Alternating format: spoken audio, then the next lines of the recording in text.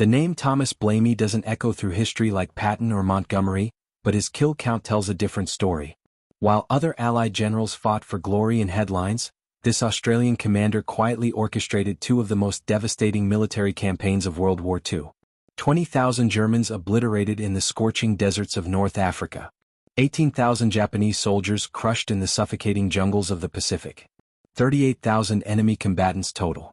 One man. Two theaters. Total carnage. But here's what makes Blamey's story truly remarkable.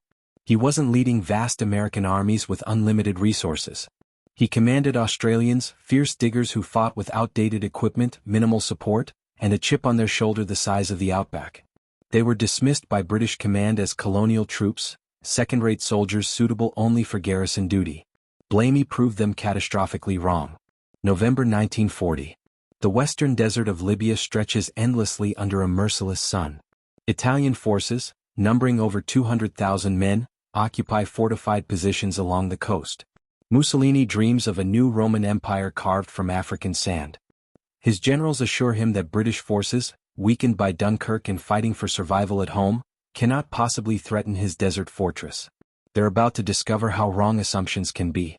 But the British aren't coming alone.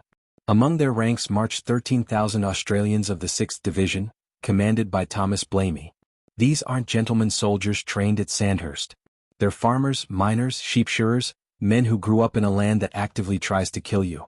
They don't salute properly. They mock British officers. They drink too much and fight in bars. British command considers them barely controllable savages. What British command doesn't understand is that these savages are about to change the course of the war. The Australian 6th Division slams into Italian positions at Bardia in January 1941. What happens next isn't a battle. It's a masterclass in controlled violence. Blamey's planning is meticulous. While British commanders often relied on frontal assaults and overwhelming firepower, Blamey studies his enemy like a predator stalking prey. He identifies weaknesses in Italian defensive positions that others miss. He coordinates artillery, infantry, and armor with surgical precision. Most importantly, he understands something fundamental about warfare that many generals never grasp. It's not about having the most men or the best equipment. It's about applying maximum violence at the exact point where the enemy is weakest. The Italians at Bardia outnumber the Australians 3-1. They have concrete bunkers, minefields, barbed wire obstacles stretching for miles. On paper, Bardia is impregnable. Blamey doesn't care about paper. He identifies a sector where Italian defenses are slightly less formidable. Just slightly. That's all he needs. Before dawn on January 3rd, Australian artillery opens up with a barrage that turns the sky orange. This isn't random bombardment. Every shell is targeted at specific defensive positions, methodically destroying bunkers, cutting wire, detonating mines. When the bombardment lifts, Australian infantry surge forward through the smoke and dust. They move with a ferocity that shocks the Italians. These aren't soldiers following textbook tactics. These are men who fight like the desert itself, harsh and unforgiving.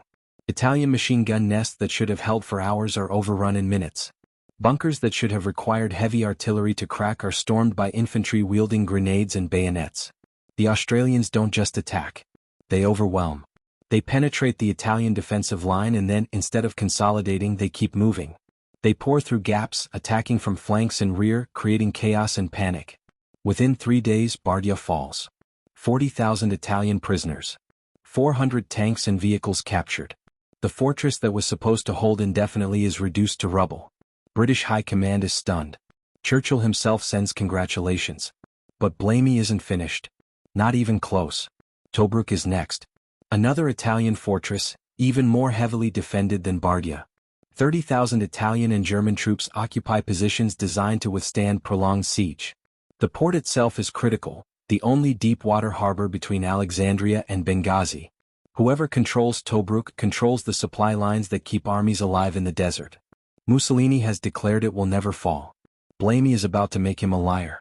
The assault on Tobruk begins January 21st. Once again, Blamey employs the same devastating combination of careful planning and violent execution. Australian forces punch through the outer defenses with shocking speed. Italian commanders, still reeling from the disaster at Bardia, find themselves facing the same nightmare. Australian infantry that doesn't stop, doesn't slow down, doesn't give defenders time to regroup or reorganize. Inside Tobruk's defensive perimeter, chaos reigns. Italian units attempt to form defensive lines, but Australian forces are already behind them, cutting communications, attacking command posts, creating confusion that rapidly becomes panic. Some Italian units fight bravely, holding their positions until overrun. Others surrender en masse, overwhelmed by the speed and ferocity of the Australian assault. 25,000 more prisoners. 208 artillery pieces captured. 230 tanks and vehicles. And the jewel of the North African coast, the port that Mussolini swore would never fall, is in Allied hands. All accomplished in less than a day and a half of fighting. The speed is unprecedented. The efficiency is terrifying. Now the Germans are watching. Rommel hasn't arrived yet, but Wehrmacht intelligence officers are studying reports from North Africa with growing concern. The Italians aren't just losing. They're being systematically destroyed by forces that, on paper, shouldn't be capable of such devastating victories. This Australian general, this Blamey, is doing something different. Something dangerous. But then comes the complication that haunts every successful military campaign. Politics. Churchill, desperate to open another front and support Greece against German invasion, orders British forces diverted from North Africa. The veteran divisions that crushed the Italians are pulled out and sent to the Balkans. In their place come less experienced units. And Rommel arrives. Erwin Rommel. The Desert Fox. Perhaps the most overrated general in military history, but undeniably skilled at mobile desert warfare. He immediately launches a counteroffensive that catches British forces off balance. Within weeks, he's pushed the Allies back across Libya. But there's one position he cannot take. Tobruk. Because Blamey left behind the 9th Australian Division, and they're not going anywhere. The siege of Tobruk becomes one of World War II's most famous defensive actions. For 241 days, the Australian garrison holds the port against repeated German and Italian assaults. Rommel throws everything at them. Dive bombers. Artillery barrages. Tank attacks. Infantry assaults. Nothing works. The Australians, trained and organized by Blamey, prove as formidable in defense as they were devastating in attack. British propaganda calls them the Rats of Tobruk, expecting the nickname to inspire. The Australians adopt it proudly. They're rats who bite back. Rommel's Afrika Korps, the supposedly invincible German desert army, is ground down against Tobruk's defenses like a knife against a whetstone. Casualties mount. Resources are consumed. Time is wasted. All because Blamey built a garrison that refuses to break. When the siege is finally lifted in December 1941, the strategic situation in North Africa has fundamentally changed. Rommel's advance, which should have reached Cairo and the Suez Canal, has been delayed for 9 critical months. British and Australian forces have time to regroup, resupply, and prepare for the eventual counteroffensive that will drive the Axis out of Africa entirely. Blamey's role in North Africa concludes with approximately 20,000 Axis soldiers killed or captured under his direct command. Italian forces are shattered. German forces are bloodied and delayed.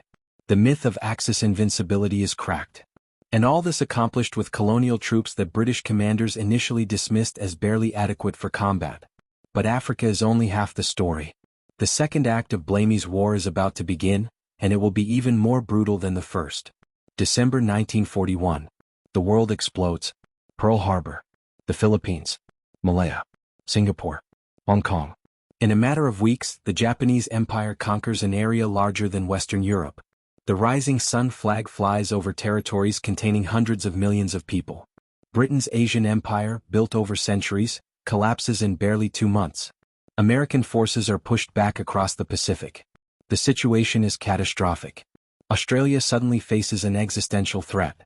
Japanese forces are advancing through Southeast Asia toward New Guinea, the massive island directly north of Australia. If New Guinea falls, Australia itself becomes vulnerable to invasion. The entire Australian army still fighting in North Africa and Europe must return home. Among them is Thomas Blamey, promoted to full general and given command of all Australian land forces. He's fought Italians and Germans. Now he faces the Japanese, an enemy of an entirely different order. The Japanese military of 1942 is perhaps the most formidable fighting force in the world. Their soldiers are fanatically devoted, trained from childhood to view death in battle as the highest honor. They excel at jungle warfare, moving through terrain that Europeans consider impassable. They're masters of infiltration, night attacks, and ambush. They don't surrender. They don't retreat. They fight to the death always. Western forces, trained in conventional European warfare, are completely unprepared for this type of enemy. Blamey understands immediately that the tactics that worked in North Africa won't work in the Pacific. The desert is open, visible, predictable. The jungle is closed, hidden, treacherous. Desert warfare is about mobility and firepower. Jungle warfare is about patience and brutality. He needs to transform his divisions from desert fighters into jungle predators. And he needs to do it fast because the Japanese are coming. New Guinea in 1942 is a nightmare landscape.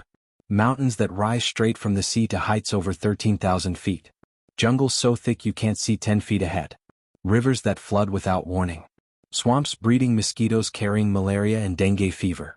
Rain that falls in sheets for weeks at a time. Heat that saps strength and rots equipment.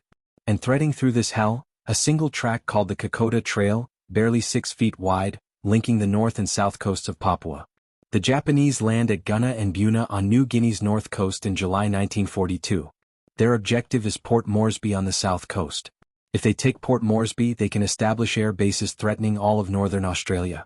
The only thing standing between them and their objective is the Kokoda Trail and a small force of Australian militia, barely trained civilians in uniform. The Japanese veterans, hardened by campaigns in China and Southeast Asia, expect to sweep these colonial militiamen aside like the British in Malaya and the Dutch in Indonesia. What they encounter instead is something they don't expect. Australians who refuse to run. Who trade ground slowly, contesting every yard of jungle. Who ambush, snipe, and fade into the forest only to reappear somewhere else. The advance that should have taken a week takes a month. Then 2 months.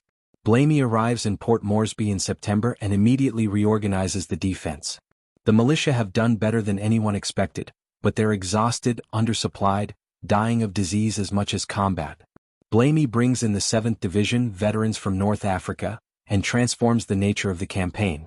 No more retreating. No more trading ground. Now it's time to counterattack. But there's a problem. The Kokoda Trail isn't a road or even a proper path. It's a muddy track that climbs nearly 8,000 feet through razor-backed mountain ridges before descending again. Every yard must be fought over. Every supply must be carried on someone's back. There are no vehicles, no roads, no flat ground to land planes. Everything, from bullets to artillery shells to food and medicine, must be hauled up mountains and through swamps by men who are already exhausted, hungry, and sick. The Japanese have the same problems, but they're also cut off from resupply by Allied air superiority. They're starving, eating grass and tree bark, dying of malnutrition and disease. But they won't surrender. They dig in and fight from positions they know they can't hold, because death in battle is preferable to the shame of surrender. What follows is a campaign of unrelenting brutality. Australian forces, trained and organized by Blamey, attack Japanese positions with the same calculated violence that crushed the Italians in North Africa. But here there are no flanking maneuvers. No clever tactical repositions. Just frontal assault through jungle against enemies who will fight until literally every man is dead. Buna and Gunma become killing grounds. Japanese defenders occupy bunkers made from coconut logs that resist everything except direct hits from artillery. They have interlocking fields of fire covering every approach. They've booby-trapped the jungle with mines and trip wires. Every yard of ground costs Australian casualties. But Blamey's forces keep coming, wave after wave, coordinating infantry with artillery, using flamethrowers to burn out bunkers that won't fall to conventional assault. The Japanese fight with insane courage. Wounded soldiers prop themselves against trees and shoot until they bleed out. Officers lead banzai charges knowing they're suicide attacks. Defenders stay at their posts as Australian infantry literally climb on top of their bunkers. There are no prisoners. There is no surrender. There is only killing until everyone is dead. When Buna falls in January 1943, the casualties are staggering. Hundreds of Australians dead, thousands wounded. But the Japanese garrison is annihilated. Not defeated. Not captured. Annihilated. Of the 5,000 Japanese troops who defended Buna, perhaps a handful escape into the jungle to die of starvation and disease. The rest are corpses rotting in the tropical heat. Gunma is even worse. The bunkers are stronger. The defenders more desperate. Australian forces literally have to burn them out bunker by bunker, using flamethrowers and grenades to kill defenders who won't abandon their positions even when wounded, even when starving, even when defeat is mathematically inevitable. When Gunma finally falls, there are no Japanese survivors. None. Total annihilation.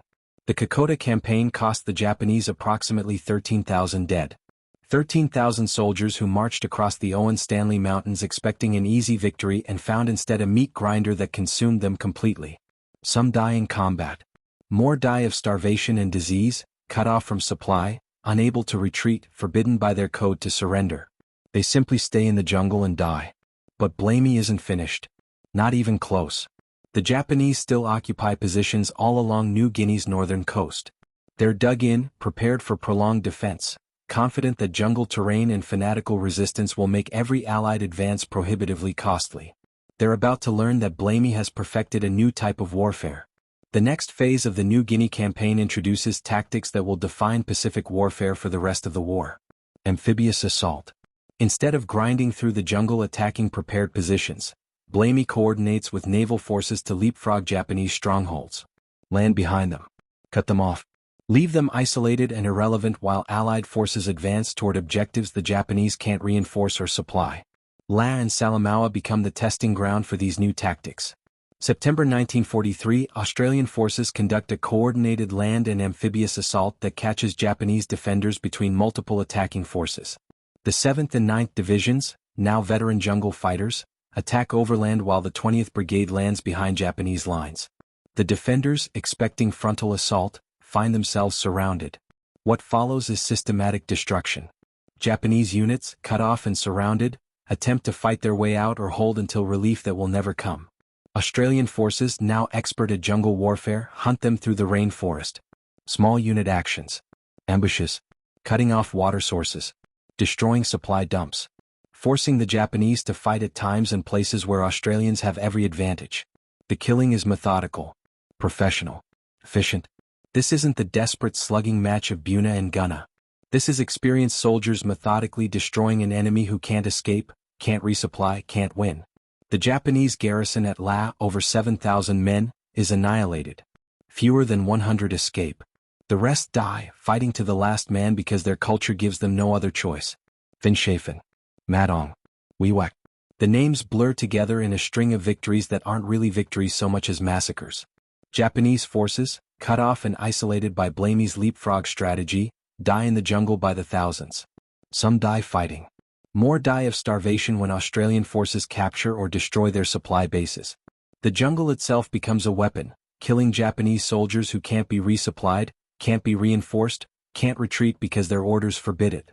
By mid-1944, the Japanese presence in New Guinea is effectively destroyed. Entire divisions cease to exist. The 18th Army, once a powerful force of 50,000 men, is reduced to scattered remnants hiding in the jungle eating roots and insects, dying slowly of malnutrition and disease.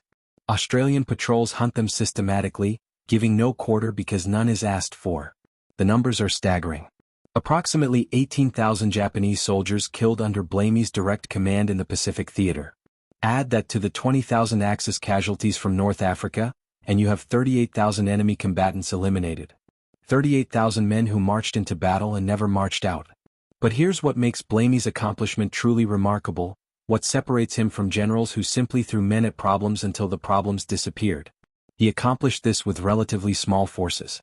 The entire Australian army never exceeded 900,000 men, and most of those were in support roles. The divisions Blamey commanded in combat rarely numbered more than 30 or 40,000 men at any given time. Compare that to American generals commanding hundreds of thousands of troops with unlimited supplies, air support, and naval power. Compare that to Soviet generals sending millions of men into battle with the casualty ratios of a meat grinder. Blamey fought smart. He planned meticulously. He used terrain, timing, and tactics to maximize damage to the enemy while minimizing casualties to his own forces. The casualty ratio tells the story. For every Australian killed in Blamey's campaigns, multiple enemy soldiers died. In some battles the ratio reached 10 to 1 or higher. That's not luck. That's not superior equipment. That's superior command, superior planning, superior execution. That's a general who understands warfare at a fundamental level that most of his contemporaries never achieved. But Blamey's story is complicated by factors that have nothing to do with his military skill. He's prickly, difficult, politically ruthless. He clashes with Australian politicians who question his decisions. He feuds with American commanders who resent taking direction from a colonial general. Most damagingly, he's involved in controversies over treatment of Australian troops, accused of being too harsh, too demanding, too willing to sacrifice men to achieve objectives. There's truth to these criticisms. Blamey drives his men hard. He demands discipline in armies that pride themselves on being casual and egalitarian. He relieves commanders he considers incompetent, making enemies in the process. He's not a warm, paternal figure like Eisenhower. He's not a showman like Patton or Montgomery. He's cold, calculating, focused entirely on results. After the war, these personality conflicts and controversies obscure his military accomplishments. History remembers Patton's dash across France, Montgomery's victory at El Alamein, MacArthur's return to the Philippines. Blamey becomes a footnote, his achievements downplayed or forgotten. The 38,000 Axis soldiers who died under his command become statistics in larger narratives about American industrial might or Soviet mass sacrifice. This is profoundly unfair. Blamey deserves recognition alongside any Allied general of World War II. His North African campaign shattered Italian forces and delayed Rommel's advance at a critical moment. His defense of Tobruk tied down Axis resources for 9 months. His New Guinea campaign destroyed Japanese offensive capability and secured Australia from invasion. All accomplished with limited resources and forces dismissed as second-rate by European commanders. The tactical innovations he pioneered, particularly the combination of amphibious assault with overland attack, became standard doctrine for Pacific warfare. American commanders adopted and refined these tactics for their island-hopping campaign. The systematic destruction of cut-off Japanese garrisons, leaving them to die in the jungle rather than wasting men in direct assault, saved thousands of Allied lives while achieving strategic objectives. Blamey understood something fundamental that many generals never grasped. War isn't about glory or headlines or theatrical gestures. War is about destroying the enemy's ability to fight while preserving your own forces. It's about choosing battlefields where you have advantages and forcing the enemy to fight at times and places where they have none. It's about being ruthlessly efficient with violence, applying it precisely where it will do the most damage. The 38,000 Axis dead are testament to how well he understood these principles. 20,000 Germans and Italians in North Africa, crushed by an army they dismissed as colonial militia. 18,000 Japanese in the Pacific, destroyed by forces they expected to sweep aside. Each casualty represents a tactical decision, a calculated application of force, a moment where Blamey saw an opportunity and exploited it with devastating effectiveness. Consider what 38,000 casualties represents in context. That's more enemy soldiers than most generals kill in entire careers. That's the equivalent of eliminating multiple divisions, removing entire armies from the battlefield. Each of those 38,000 men was trained, equipped, transported to the battlefield, and fed and supplied at enormous cost. Each one represented a significant investment of enemy resources. And Blamey killed them all. The psychological impact was equally significant. Italian forces never recovered from the disasters in North Africa. The defeats at Bardia, Tobruk, and other battles destroyed Italian morale and demonstrated that their army couldn't compete with even moderately sized Allied forces. This forced Germany to divert troops to Africa and Italy, troops desperately needed on the Eastern Front. Japanese forces learned that the jungle terrain they considered their natural advantage was no protection against determined Australian assault. The myth of Japanese invincibility, built on easy victories over colonial forces in 1941 and 1942, shattered against soldiers who refused to be intimidated and fought with equal ferocity.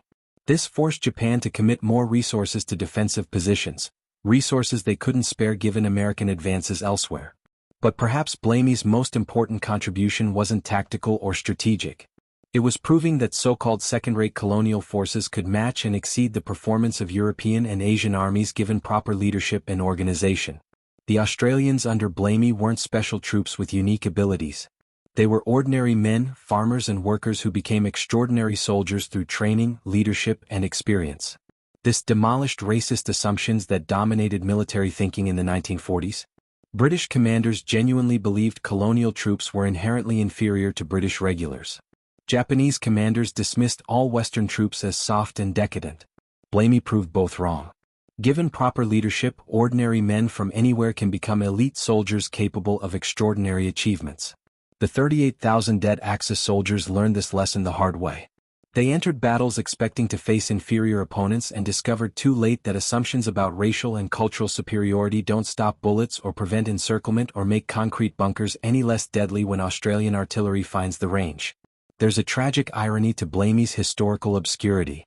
He accomplished more with less than almost any Allied general, yet he's barely remembered outside Australia. Patton gets movies. Montgomery gets biographies. MacArthur gets monuments. Blamey gets a few paragraphs in military histories if he's mentioned at all. Part of this is timing. By 1944, when Blamey's campaigns in New Guinea were reaching their peak, the war had shifted decisively toward American and Soviet operations. D-Day, the Battle of the Bulge, the drive across France, these captured public imagination. The grinding jungle warfare in New Guinea couldn't compete for headlines with the liberation of Paris or the crossing of the Rhine. Part of it is politics. Blamey made enemies, lots of them. His difficult personality and political ruthlessness meant he had few defenders after the war. Australian politicians, stung by his criticism during the conflict, were happy to let his reputation fade. British commanders, never comfortable with colonial generals achieving what they couldn't, had no interest in preserving his legacy. Part of it is simple geography. Battles in North Africa and Europe feel more significant to Western audiences than campaigns in remote Pacific islands. The 38,000 Axis dead under Blamey's command seem less important than the massive casualties on the Eastern Front or in Western Europe. But this is fundamentally unfair. Every enemy soldier killed in New Guinea was one less soldier available to fight elsewhere. Every Italian division shattered in Libya was one less division available to defend Sicily or Italy itself. The objective military reality is clear. Thomas Blamey was one of the most effective combat commanders of World War II, measured by any reasonable metric. Kill ratio, strategic impact, resource efficiency, tactical innovation, innovation under constraint. He excelled in all these areas. The 38,000 Axis casualties are just the most dramatic evidence of his effectiveness. What would have happened if Blamey commanded larger forces? If he'd been given an American or British army with all its resources and support? It's impossible to know, but his performance with limited forces suggests he would have been devastatingly effective. His ability to identify enemy weaknesses and concentrate force at decisive points could have shortened the war if applied on larger scale. But history doesn't work that way. We don't get to replay battles with different commanders and see what happens. We only have what actually occurred. And what actually occurred is that a largely forgotten Australian general systematically destroyed Axis forces in two theaters, killed or captured 38,000 enemy soldiers, and pioneered tactics that helped win the Pacific War. The Italian prisoners shuffling into captivity at Bardia and Tobruk learned this. The German troops bleeding against Tobruk's defenses learned this. The Japanese soldiers dying in New Guinea's jungle learned this. Thomas Blamey was one of the deadliest commanders the Allies produced. His 38,000 Axis casualties prove it beyond any reasonable doubt. Every one of those 38,000 enemy soldiers has a story. A family somewhere that received a letter saying he died in service of the Empire. A grave in Africa or New Guinea, or perhaps no grave at all, just bones whitening in the desert sun or rotting in jungle mud. They're not abstract statistics. They're evidence of one man's extraordinary effectiveness at the specific task he was given, winning battles and destroying enemy forces. In the end, that's what makes Blamey's obscurity so frustrating. He did exactly what military commanders are supposed to do. He destroyed enemy forces, achieved strategic objectives, and did it efficiently with minimal waste of his own men's lives. The 38,000 Axis dead are his legacy, testament to skill and ruthlessness that deserves recognition alongside any Allied general of the war. 20,000 Germans in Africa. 18,000 Japanese in the Pacific. 38,000 total. One general. Two theaters. Total carnage. That's the Thomas Blamey story that history forgot. The Australian commander who proved colonial troops could match anyone. The general who killed more enemy soldiers per man under his command than almost any Allied commander. The forgotten killer of World War II. 38,000 dead enemies can't all be wrong.